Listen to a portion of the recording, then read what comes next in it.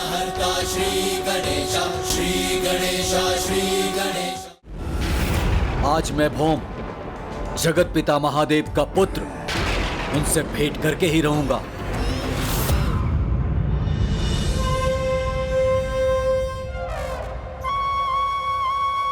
अरे वाह, इतने सारे मिष्ठान।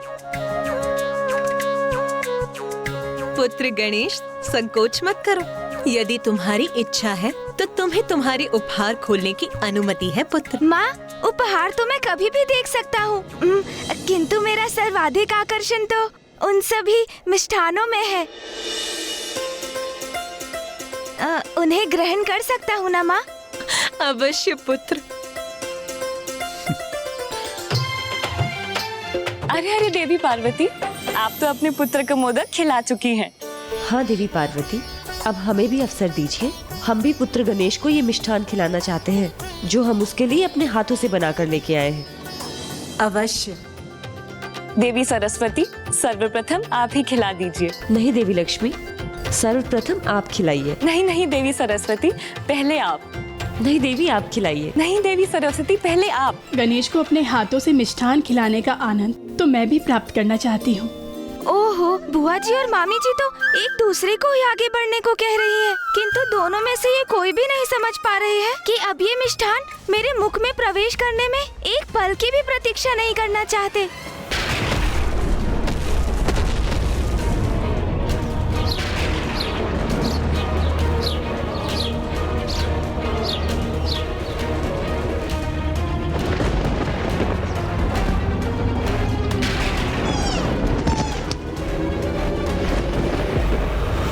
पुनः वैसा ही योग प्रस्तुत होने जा रहा है जिस योग में प्रथम पूज्य गणेश जी का शीश धड़ से विलग हुआ था। कुछ भी हो, मुझे अभी माता पार्वती को बताना ही होगा। परिस्थिति विकट हो, उसके पूर्व ही संकट का निवारण उचित है। मैं धर्मराज हूँ, भय अथवा किसी अन्य भाव के कारण अपने दायित्व को निभाने से पीछे नहीं हट सकता मैं। इसीलिए मुझे जो ज्ञात है वो मुझे माता पार्वती को बता देना चाहिए। पहले आप खिलाइए। नहीं नहीं देवी सरस्वती, आप खिलाइए। पहले आप। माता, माता पार्वती,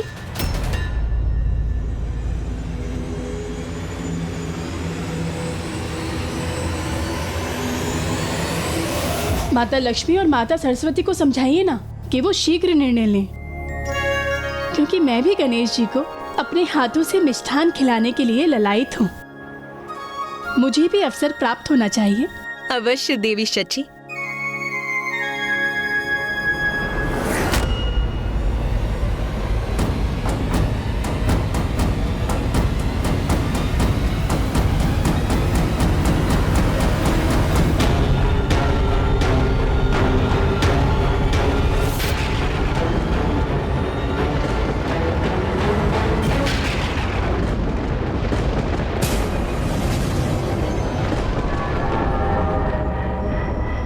तो ये है मेरे पिता महादेव का निवास, कैलाश का प्रवेश द्वार।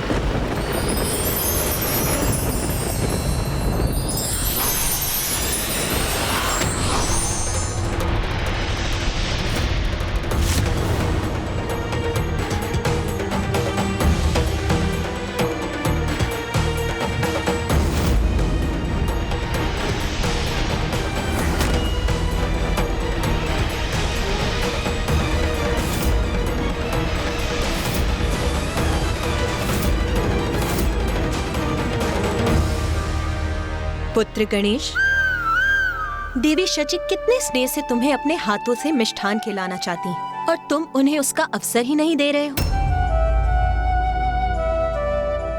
और तुमने देवी लक्ष्मी और देवी सरस्वती की थाल से भी मिष्ठान समाप्त कर दिए। मुझे क्षमा कीजिए, मैं स्वयं को रोक नहीं सका माता। अब मुझे अपने हाथों से मिष्ठान खिलाइए माता।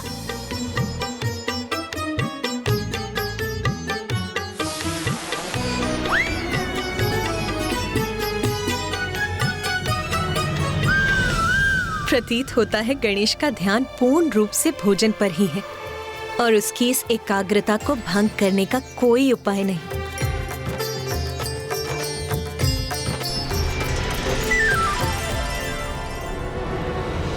गणेश जी भोजन में व्यस्त है। ये अच्छा अवसर है, माता पार्वती को सावधान करने का उत्तम अवसर है ये। माता,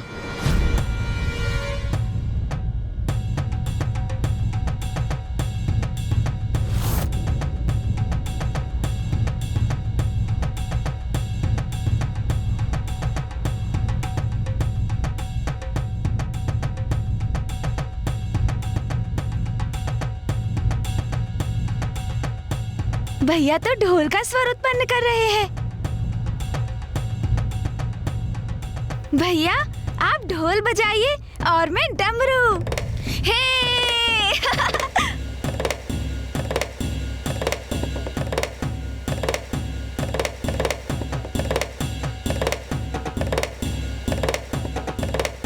दोनों महादेव पुत्रों की जुगलबंदी तो बड़ी ही आनंददायक होगी।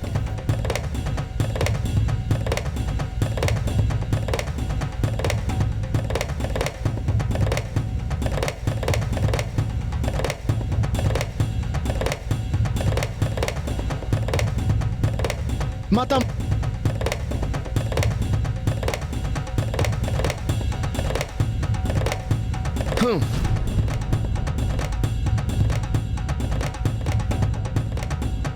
आज मेरे अनुज गणेश का जन्म दिवस है।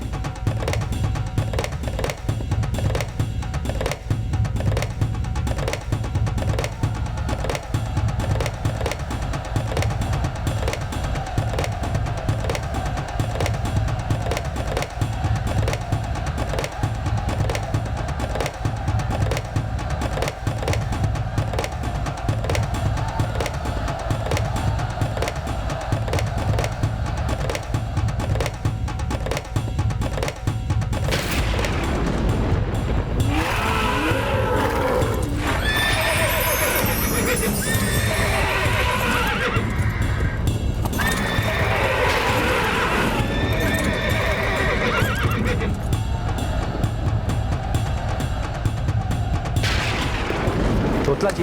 हाँ दी। आपने कुछ सुना?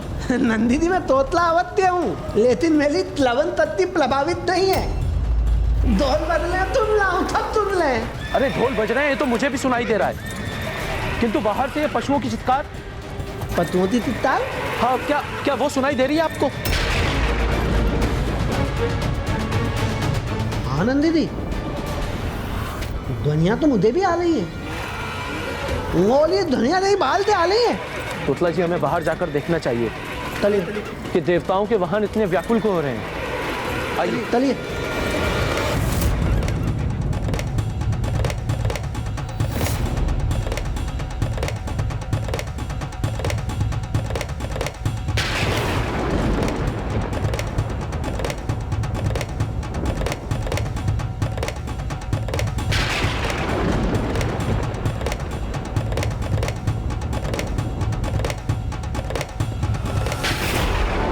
मेरे पिता का निवास कैलाश मेरा भी निवास है।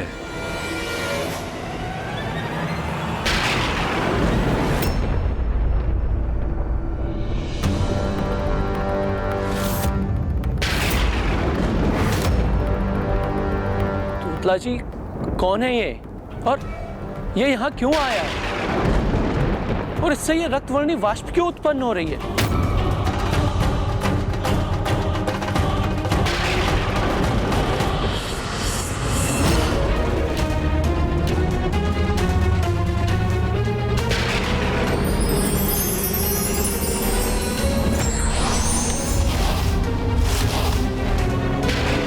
कौन हो तुम? मैंने पूछा कौन हो तुम? सुना नहीं क्या तुमने? श्रवण शक्ति क्षीण हो गई है क्या तुम्हारी? कहां जा रहे हो, कुछ ज्ञात भी है तुम्हें? मैं भौम हूं। हाँ तो दामू, क्या चले? ये महादेव के गण हैं, इतने अहंकारी और असभ्य। शिष्टाचार का तो जैसे इन्हें लेस मात्र ज्ञान ही नहीं है। भौम हो तो हो गए, उससे हमें क्या? नाम के आगे भी कोई परिचय है तुम्हारा? तो दो हमें। मैं भौम महादेव पुत्र हूँ, उनसे भेंट करने आया हूँ।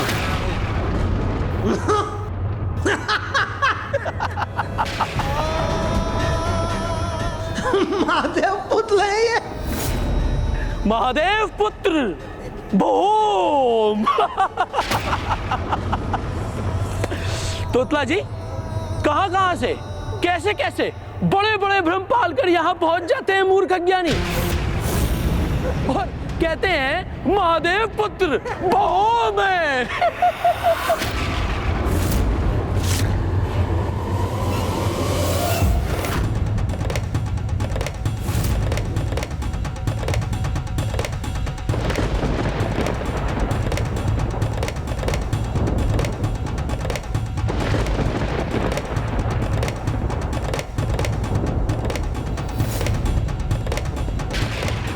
ये क्या कर रहा है गणेश?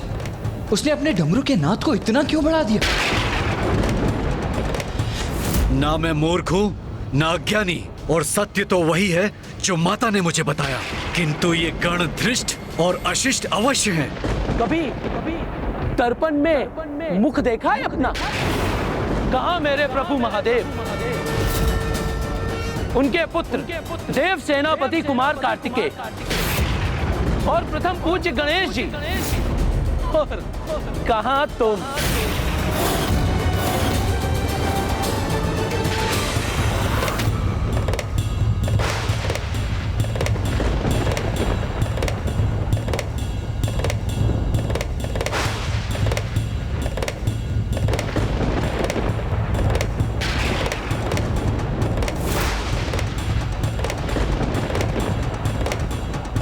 आज के इस उत्सव में क्रोध का कोई स्थान कहाँ है? फिर गणेश अपने डमरू के नाद से क्रोध का प्रदर्शन क्यों कर रहा है?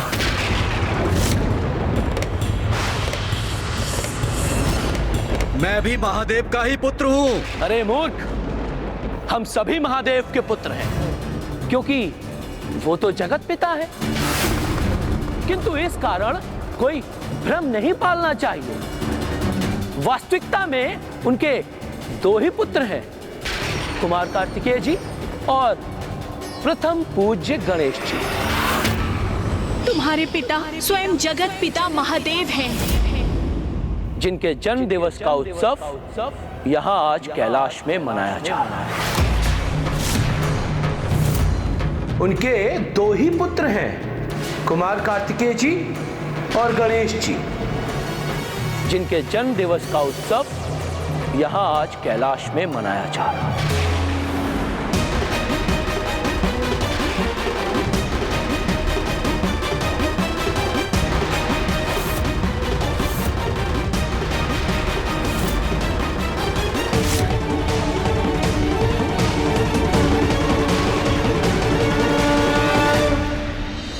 चलो प्रस्थान करो यहां से। महादेव के दर्शन के लिए तो यहां अनेकों भक्त आते हैं, तुम भी आ जाना। उत्सव संपन्न होने के पश्चात अभी वो अपने पुत्र के साथ व्यस्त हैं। तुम दोनों समझने के लिए तैयार क्यों नहीं हो? मैं भी महादेव का ही पुत्र हूँ, किंतु जो सत्य है वो समझने के लिए कभी ना कभी तुम्हें विवश होना पड़ेगा। और महादेव को भी यदि अभी उनसे भेंट कर अपना परिचय दे सका तो उचित है, अन्यथा अन्य रूप धारण कर सत्य उनके समक्ष अवश्य आएगा। कैलाश जैसे पवित्र स्थान पर असत्य को सत्य कहने की धृष्टता करते हुए लज्जा नहीं आती तुम्हें? तुम यहाँ से जाते हो, अन्यथा मैं तुम्हें यहाँ से जाने के लिए विवश करूं।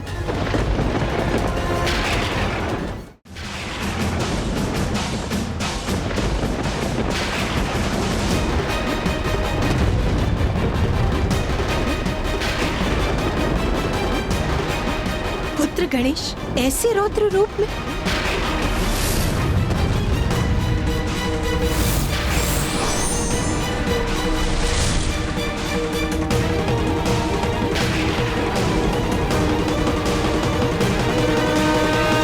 मेरा यहाँ किसी से युद्ध करने का प्रयोजन नहीं, किंतु पुत्र का पिता से भेंट करने की इच्छा रखना कोई अपराध तो नहीं, अपितु पिता का पुत्र को अस्वीकार करना अवश्य अनुचित है, और अनुचित का परिणाम कभी उचित नहीं होता। जा रहा हूं मैं, किंतु पुनः आऊंगा। हाँ, जाओ जाओ। और हाँ, जब पुनः आओगे तो अपना महत्व बढ़ाने के लिए, सभी का ध्यान अपनी ओर आकृष्ट करने के लिए शिव पुत्र हूं ये मत कहना। ये देव पुत्र है।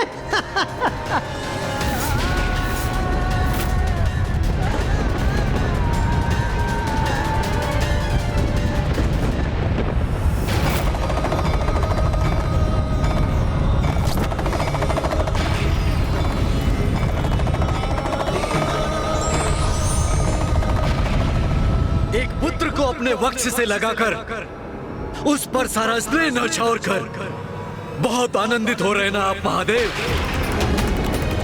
इतना बड़ा भेदभाव कि एक अन्य पुत्र को पूर्ण रूप से भुला बैठे हैं आप।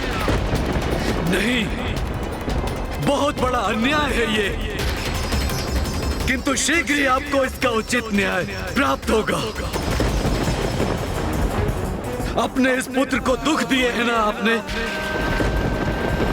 जो आपके आनंद का स्रोत है, तो उसका दुख भी देखना और सहना होगा आपको महादेव। जा रहा हूं मैं।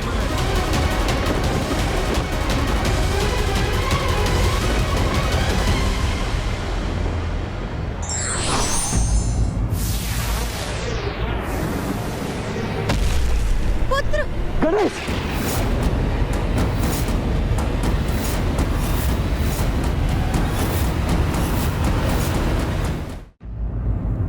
अचानक क्या हो गया था मुझे? ऐसा लगा जैसे किसी प्रबल शक्ति ने वश में कर लिया हो। और वो आगंतुक तो मात्र महादेव से भेंट करना चाहता था, उनके दर्शन करना चाहता था। फिर मैंने इतनी निष्ठुरता का व्यवहार क्यों किया उसके साथ? क्या उसके प्रति हमारा आचरण उचित था? तोतला जी, समझ में नहीं आ रहा है कि अकारण ही मैं इतना उत्तेजित क्यों हो गया। हाँ नंदी दी, मुझे भी तो देता ही प्रतीत हुआ देते। तिथि ने मुझे अपने पद में तल लिया था, किंतु अब दो भी हुआ, ओ दिया तो ओ दिया। तलिए तलिए अब बीतल तलिए।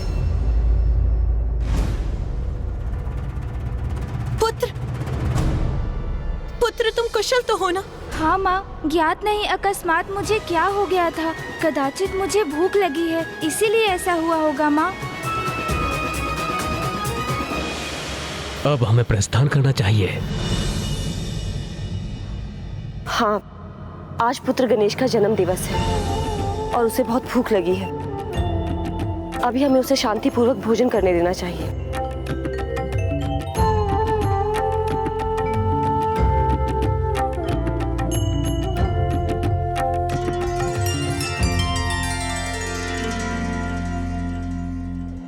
अब तो सभी देवी देवता प्रस्थान कर रहे हैं, यही उचित अवसर है।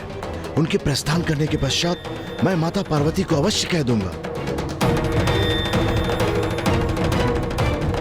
नाथ, आपने शांत रहकर माता पार्वती से कुछ ना कहकर उचित ही किया।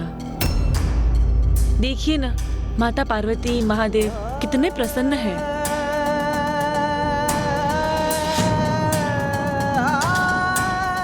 देवगण, आप सभी मुझे अत्यंत प्रिय हैं और मैं अत्यधिक प्रसन्न हूं कि आप सभी गणेश के जन्मोत्सव में उपस्थित रहे। इसलिए आप सभी को अनेकों धन्यवाद।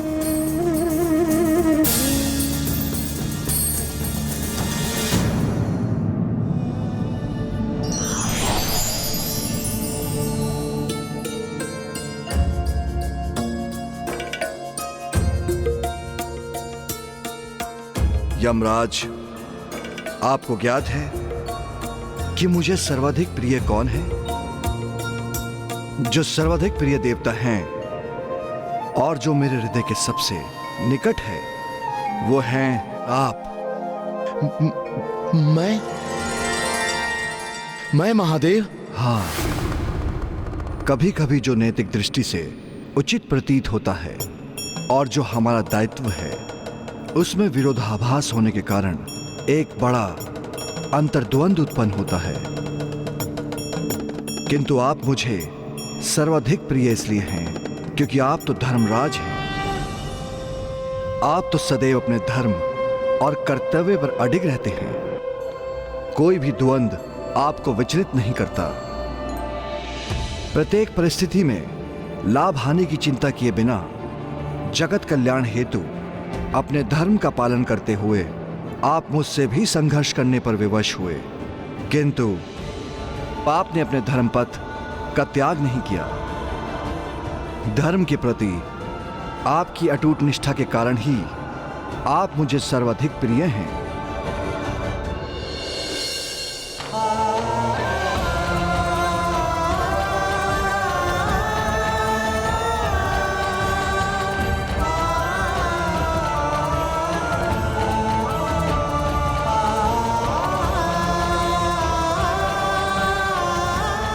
महादेव को मुझ पर इतना विश्वास है और मुझे उनके विश्वास का सम्मान करना होगा। अपना धर्म मुझे निभाना ही होगा। यमराज के मुख पर ऐसा भाव क्यों? जैसे उनके भीतर भावना का बवंडर उमड़ रहा है, जैसे वो कुछ कहना चाहते हैं किंतु कह पाने में विवश।